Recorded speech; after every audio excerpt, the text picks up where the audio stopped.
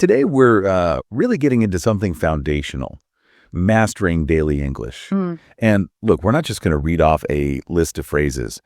We're taking a deep dive, really, into the essential sentences you need, the ones that unlock, confident, natural communication in your everyday life. Right. Our mission here is to go beyond just memorizing. We want to get into the why and the how, why these phrases work, how you can use them to sound more at ease, more engaged. Exactly. It doesn't matter what your current level is. Think of this as your shortcut. Yeah. To feeling comfortable with simple words that actually have a lot of power. So let's dive in. Yeah. And what's often missed, I think, with these seemingly basic phrases is just how powerful they are as social lubricants. Social lubricants, I like that. They really are. They're not just words strung together. They're the building blocks for connection. They signal your intent, respect, your willingness to engage with someone. And our deep dive today, it's sort of rooted in this great resource. It focuses on 100 daily use English sentences for beginners. And what's so good about it is how it grounds every phrase in real life situations. Practical example. Exactly. So it gives us a perfect springboard to really understand how to apply them. Okay, so where else would we start but the absolute basics? Greetings, introductions, that first moment. Crucial. Think about a simple good morning. It sounds basic, right? Yeah. But it's more than just saying what time it is. It's an initiator phrase. Yeah. It signals you're ready to talk. Sets a positive tone, like the example given saying to your husband, "Good morning, did you sleep well?" It's gentle, polite, opens things up. It does. And from there, it often leads to, "How are you?" Now, this one seems simple, but does it always mean you really want a detailed health update? Or is it sometimes just, expected? That's a fantastic question because it really hits on a key nuance, doesn't it? Yeah. While "how are you" can be genuine, especially with people you know well. In many social settings, it's more like what linguists call a phatic expression. Emphatic. Yeah, it's basically a social convention. It acknowledges the other person, opens the door for conversation, but you're not really expecting, their life story. Got it. So a quick "I'm fine, thank you" is often the standard polite reply, like the teacher example. "Good morning, everyone. How are you today?" That whole exchange isn't just about getting information. It's about rapport. Exactly. Rapport and mutual respect. It gets things started on the right foot. Makes total sense. It's like a verbal handshake. Precisely. And speaking of handshakes and meeting people, names. Yeah. You need to exchange names. So, what's your name? And my name is. Bedrock stuff. Absolutely fundamental. That simple back and forth. "Hello, what's your name?" "My name's Daniel." And that vital follow-up. "Nice to meet you, Daniel." Yes. Nice to meet you. It's not just filler. It's a social signal, right? Yeah.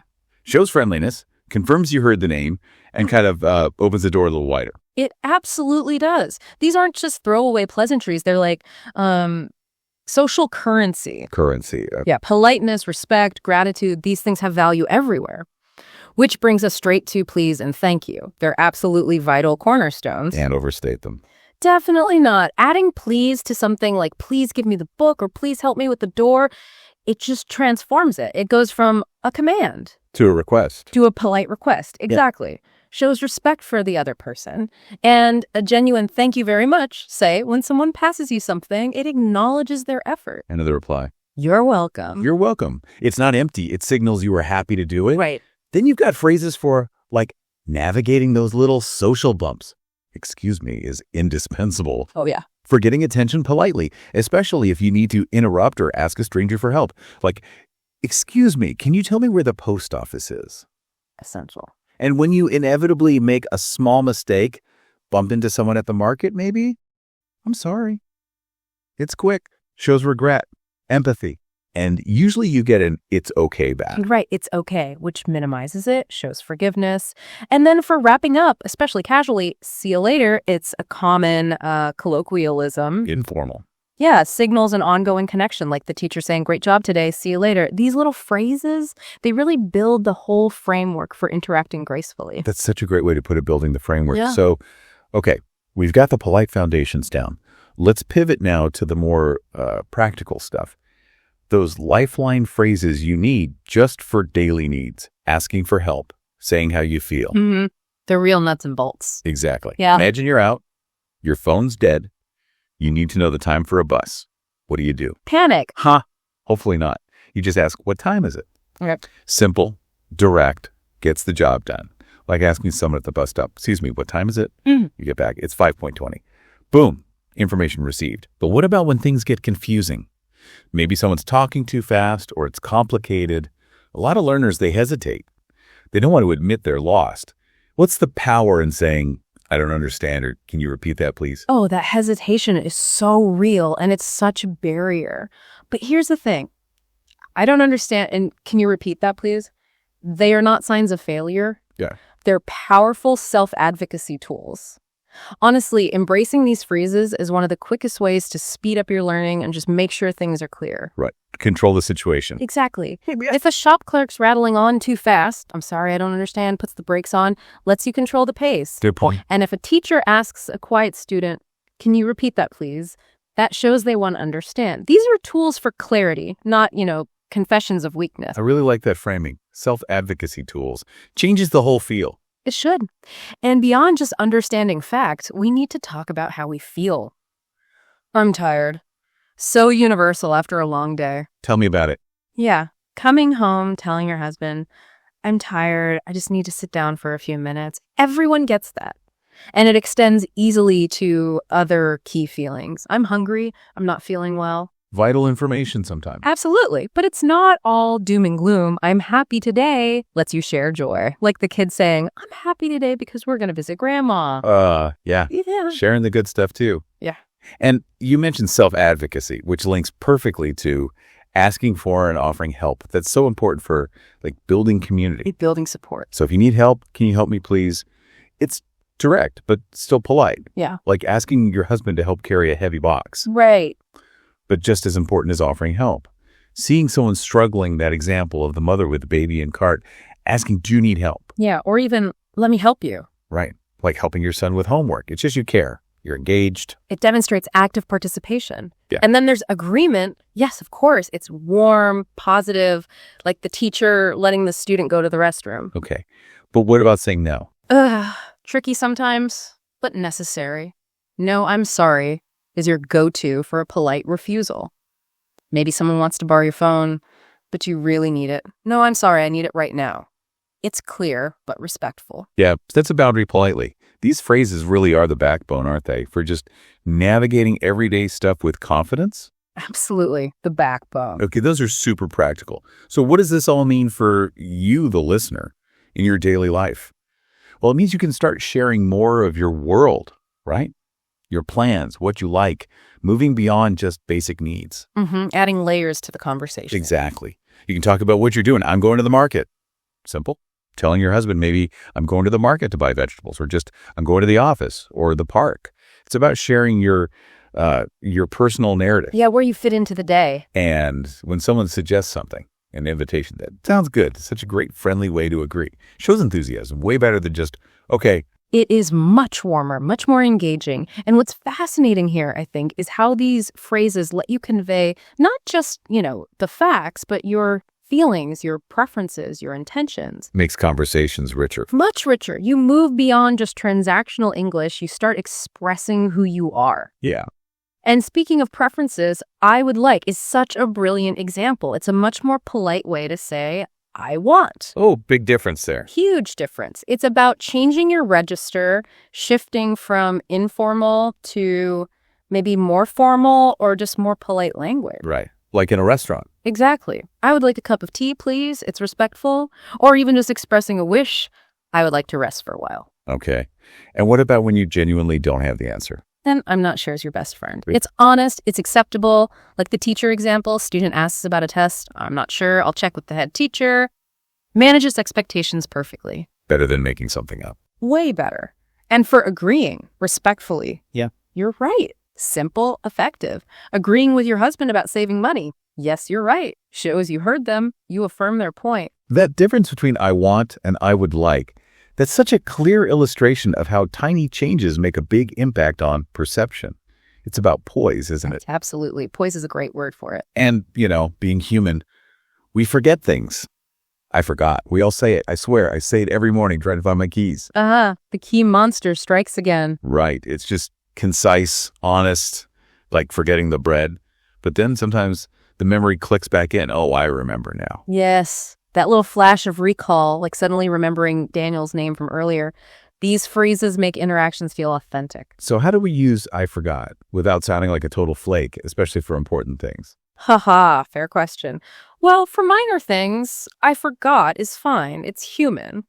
For something more significant, you can soften it or add sincerity. Oh, I'm so sorry, I completely forgot about our meeting. Or maybe a light, oh dear, my mind must be somewhere else today. It just acknowledges it. Okay, that makes sense. Humanizes it. Yeah. And other useful bits for smooth interactions. Needing someone to wait. Just a moment, please. Polite, practical. Like telling a student you'll be right with them. Yep, use that one a lot. And being welcoming. Someone knocks, come in, please. Yeah. Instantly inviting. Same with have a seat. Making guests feel comfortable when they arrive. Maybe offer water. Small gestures, big impact. All about making things smoother, showing consideration. Okay, so we've hit greetings, practical stuff, expressing ourselves. Let's get into some slightly more specific social situations now. Making plans, handling invitations gracefully, just adding that extra layer of polish. Refining the skills. Exactly. Want to make plans. What are you doing tomorrow? Simple, effective starting point. Asking your husband about visiting parents or a friend about the weekend. Opens the door. It does. And sometimes you get invited, but you just can't make it.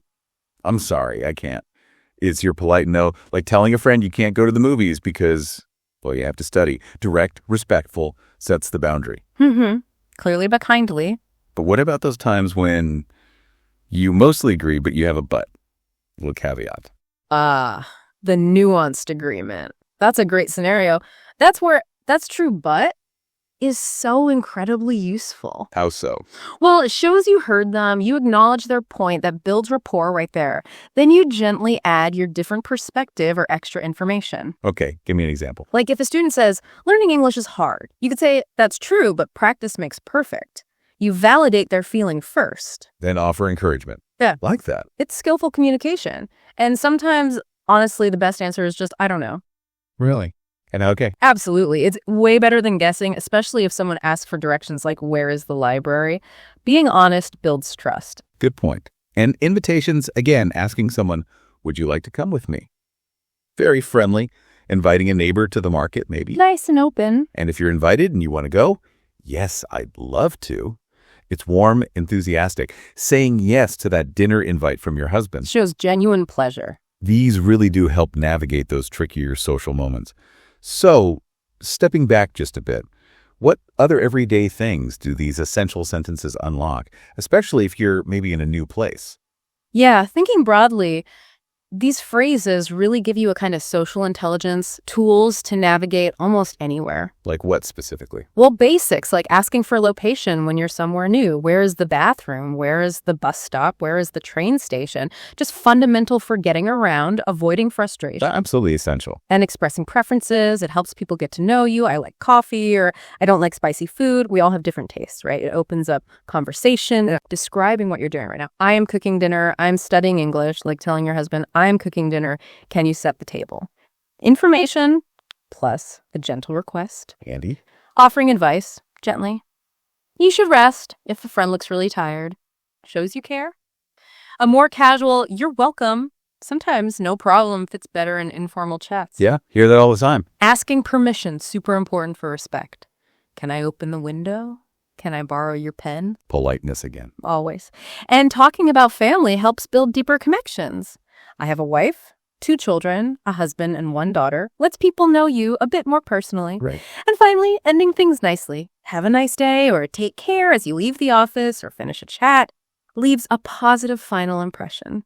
Hashtag tag outro. Wow. Okay. That was quite the deep dive today. We've really unpacked, dozens of these daily English sentences. And we went beyond just, the words themselves to see their power, how they build connections, help you advocate for yourself, express who you are. Yeah. It's so clear how they just streamline communication, make you feel, more comfortable wherever you are. And remember, practice isn't just repeating stuff. It's about using them consciously so they feel natural, you feel confident. Right. So what does this all mean for you listening? It means you've got the tools now. And maybe more importantly, the understanding behind them. Yeah. You could jump into those English conversations with newfound confidence, real grace. Which I think raises a really important question for you, our listener. How are you going to consciously weave maybe just 2 or 3 of these phrases into your daily life this week? How will you turn these simple words into, genuine, confident connections? Yeah. Because the real magic in language learning isn't just knowing the words, it's that deliberate, mindful use that leads to real communication. Couldn't agree more. So start small. Pick a couple that stuck with you today and just try them out. You'll honestly be amazed how quickly you feel more at ease and how much more connected you feel. Keep exploring, keep practicing, keep connecting. Absolutely. We'll see you next time for another deep dive into knowledge.